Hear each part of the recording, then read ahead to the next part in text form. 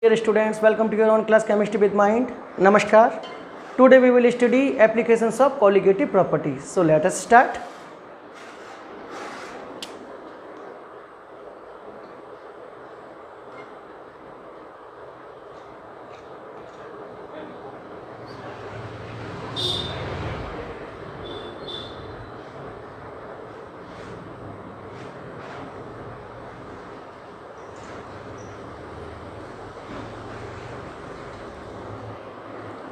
As you know, colligative properties are those properties of the solution which depend only on the number of particles of the solute present in the solution, and these colligative properties do not depend on the nature of the solute. It depends only on the number of the particles of solute. So there are mainly four types of colligative properties. Number one, relative lowering of vapor pressure. Number two, osmotic pressure. Number three, elevation in boiling point. And number four, depression in freezing point. So one by one we will study what is the application of colligative properties. Actually main application of the colligative properties are determination of molecular mass. So all the four colligative properties we will study how they are being used in the determination of molecular mass. So let us start. First we will see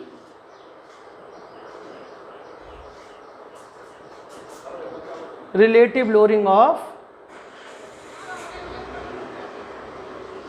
vapor pressure. How it is used in the determination of molecular mass.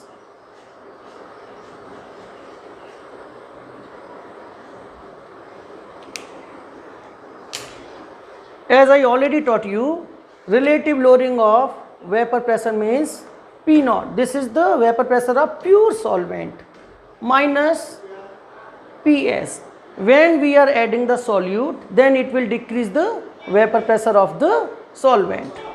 Relative, it means we have to minus this vapor pressure into the pure solvent vapor pressure divided by vapor pressure of the pure solvent, then only we can get relative lowering of vapor pressure, and that is equal to N2 divided by N1 plus N2.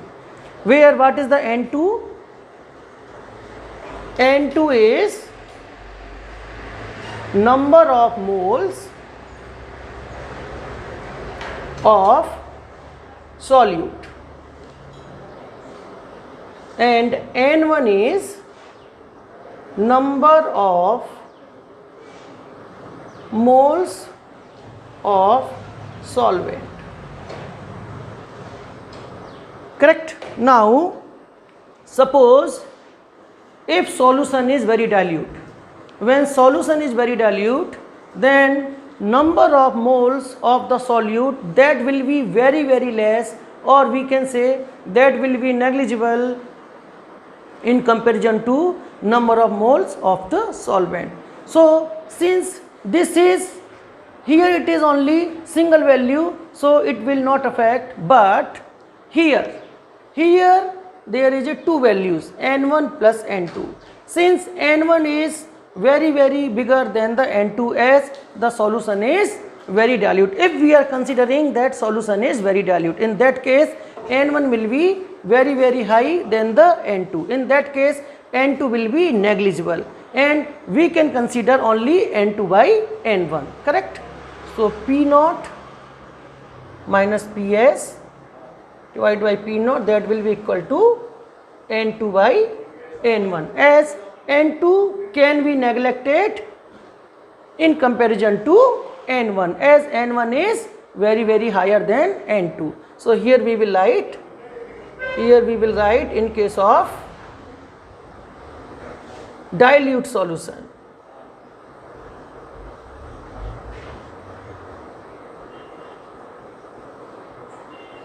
In case of dilute solution. Now this will be equal to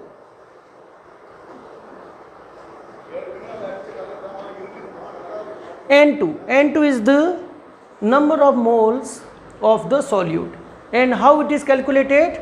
number of moles is calculated by weight divided by molecular weight.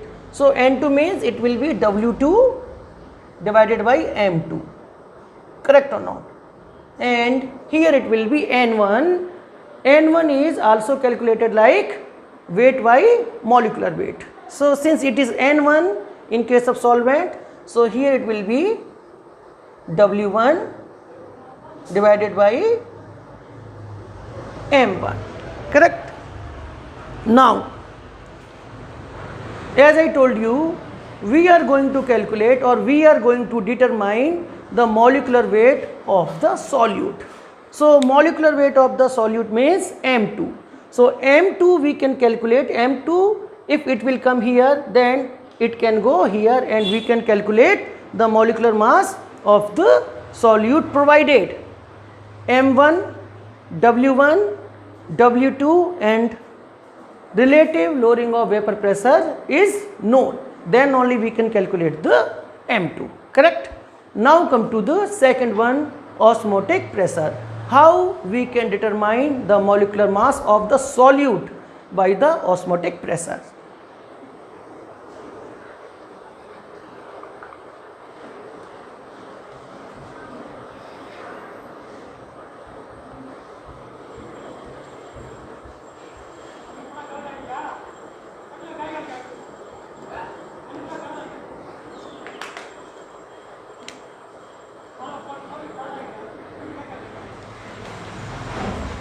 Osmotic pressure.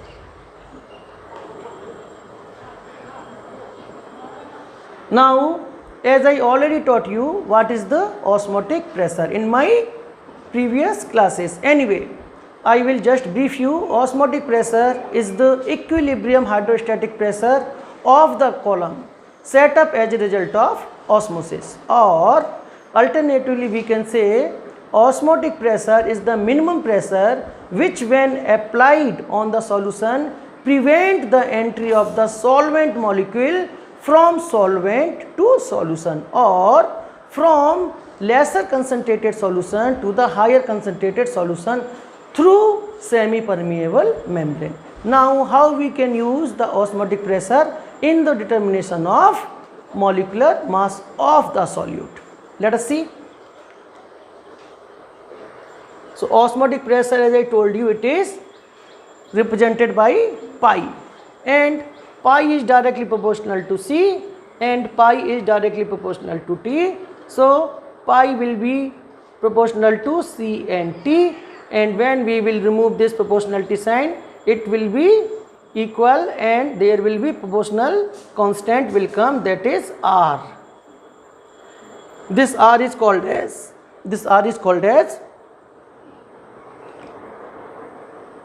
solution constant, or its value is equal to the value of gas constant, correct? Now pi equal to R. C, here C is the molar concentration, and molar concentration you can write as number of moles per liter. Per liter means volume, and here we will write T, correct? Now number of moles, how we are calculating? Number of moles is weight upon molecular weight. So it will be, since it is the solute, so we can write N2 also, but no need to write N2 because here we are mentioning only about the solute. There is no solvent moles, so N also we can write. So weight divided by molecular weight, correct? Into this volume will come into R and T. From here we can calculate the molecular mass, correct? When molecular mass we will bring here, then pi will go there and it will be W by pi into RT by B. So like that we can calculate the molecular mass of the solute. Okay, fine. Now come to the number 3, elevation in boiling point. How we can calculate the molecular mass from elevation in boiling point?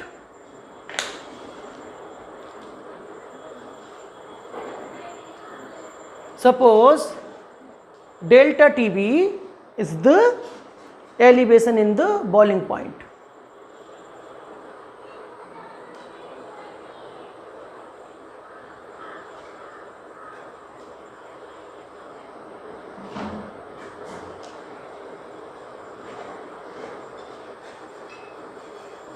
Suppose delta TB is the elevation in boiling point, and that is equal to Kb into m, where m is the molality, where m is molality. About the elevation in boiling point, I have already taught you in my previous classes. Okay, so here I will not repeat. Okay, fine. So what is the Kb? Here Kb means that is molar elevation constant. Molar elevation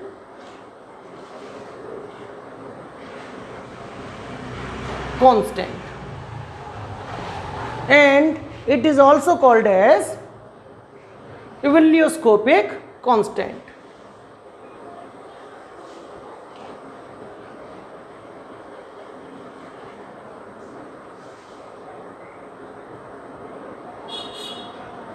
And its value, the value of Kb in case of water is the solvent. Its value is Kb equal to 0.52. Now what will be the unit?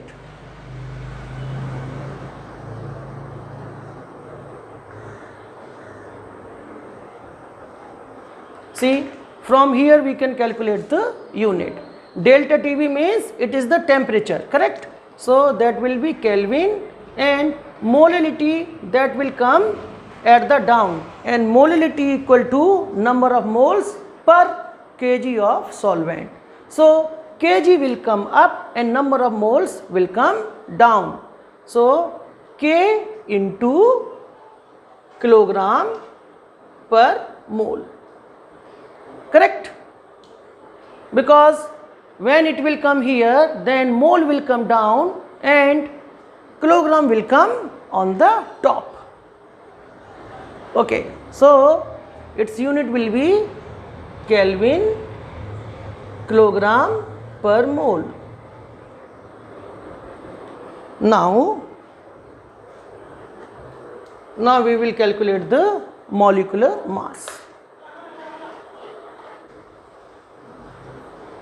Will be equal to Kb, and this is the molality. Molality means number of moles in 1 kg of the solvent. If we want to calculate in 1 kg of the solvent, so first we have to calculate in unit gram of the solvent. After that we will multiply by 1000.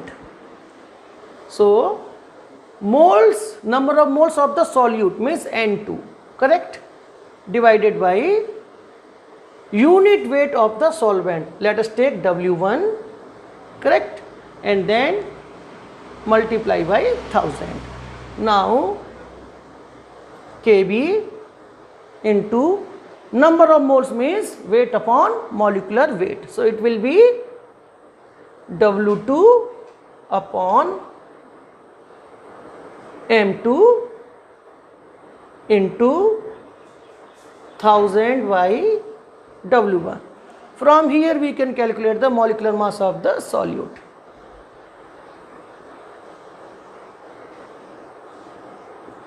Then it will come down Kb by delta Tb into W2 by W1 into 1000. So here we can calculate the molecular mass of the solute, correct? Now come to the last one, depression in freezing point.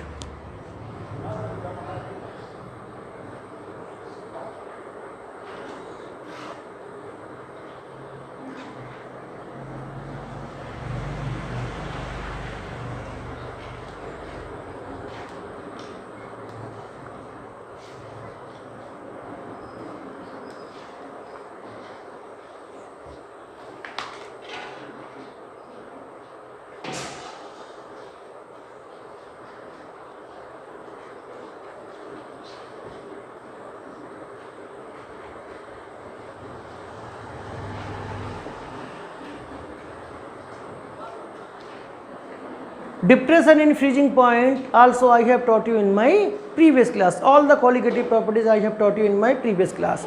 So here we will see how to calculate the molecular mass by depression in freezing point. So depression in freezing point means delta TF, and that will be equal to KF into M, where M is molality and Kf, that is called molal depression constant.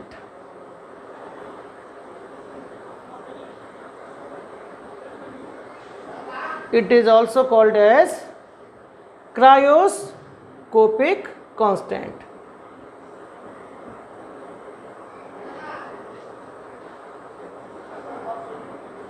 Correct? Now, what is the value of the molar depression constant or cryoscopic constant? If we are taking the water, in case of water solvent, the value of Kf is 1.86, and what will be the unit? Similar to the molar elevation constant. This molality will come here, and this is the temperature, means Kelvin. So that will be Kelvin, and kilogram will come on top and number of moles will come down. So it will be Kelvin kilogram per mole. That will be the unit of Kf. Now we will see how to calculate the molecular mass. So delta TF, that will be equal to Kf, that will be number of moles per kg of solvent. Since it is the solute, so I am taking here N2, and per kg of the solvent. So similar way, here first we will take in unit gram. So that will be W1. Why 1? Because it belongs to the solvent. Then we will multiply by 1000. So it will be Kf into N2 means weight by molecular weight, and this will be 1000 by W1. Now M2 will come here,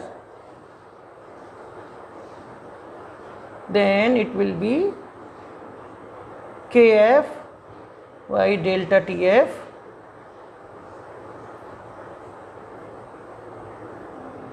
into W2. M2 already has gone here, so W1 will come, W2 by W1 into 1000. So that will be the formula for calculation of molecular mass of the solute by depression in freezing point. Now here I have told you 4 colligative properties by which we can calculate the molecular mass. Now the question is, which method is best? If the question is coming about which method is best, then osmotic pressure is the best method to determine the molecular mass of the solute. Why? There is also 2 reasons.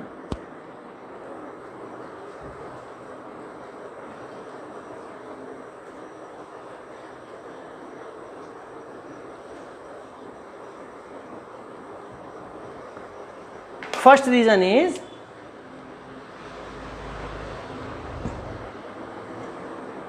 the value of the molecular mass calculated from other methods. Other method means like relative lowering of vapor pressure, elevation in boiling point, depression in freezing point. The value of the molecular mass that is coming very low, and it is so low that we cannot measure it accurately. So that is the first reason. Now second reason.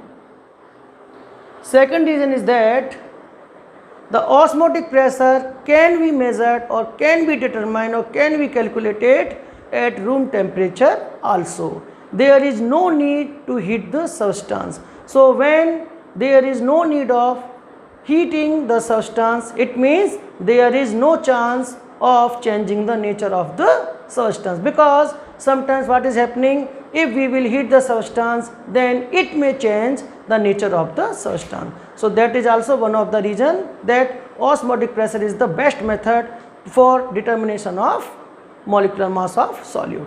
So that is the thing. If you have any doubt, please ask in the comment box or the message box. I will try my best to give you the reply as soon as possible. Thank you very much.